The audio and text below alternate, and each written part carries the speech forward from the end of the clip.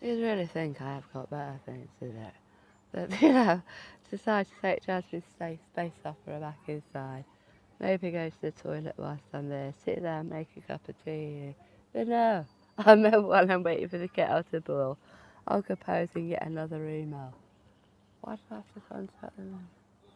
I've been due today. What was the other one? Oh yeah, this is the second year. But the second one, whilst I was just slipping back to the room briefly, I was generated because the dickhead child, the 14-year-old, of questionable integrity and intelligence, we're just going down the corridor here to the lift, and he's there. I said, so actually, Jazz, we'll have to get lift 3, you know, like this to cause of him. And whether he is or he just keeps on walking by. I said, oh, we're all right, he's going that way. So, as he does, he's going, sit. It's like, whatever, you dickhead. But he don't go left up the stairs. He decides to, whilst we get into the lift, it's there now, he decides to go to the effort, not to go up the stairs, oh no. He decides to turn around, potter back down the corridor, just so he can swear at us as we're saying up here. And I'm like, what a knobhead. I says, Jazz, it just goes to prove my original point. He's clearly sick as shit. He's clearly not very happy because he's been told off yet, and so he fucking should be. But ain't stopped him a bit like old Mr. Trump ain't stopped him. He's not bothered. He'll just keep doing it. So what does he think I'm going to do? Let it go? I think you find that email's just been sent. So I'm outside again now. I don't know how we got talking about this. But coming up, well, the 1st of June, not this coming week, the following week, isn't it? 2 weeks away. The 1st of June. And every third, well, I don't know if it's third, 3 weeks in on Sunday is always Father's Day here.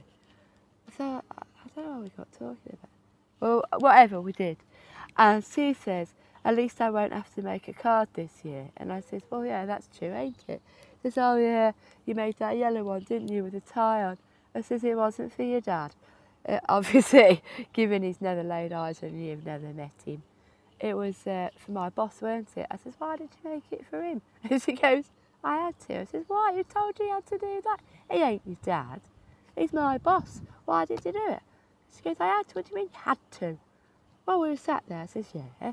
And she said, I ain't got a dad. And she has this poor little girl, has to stay every year. So she did.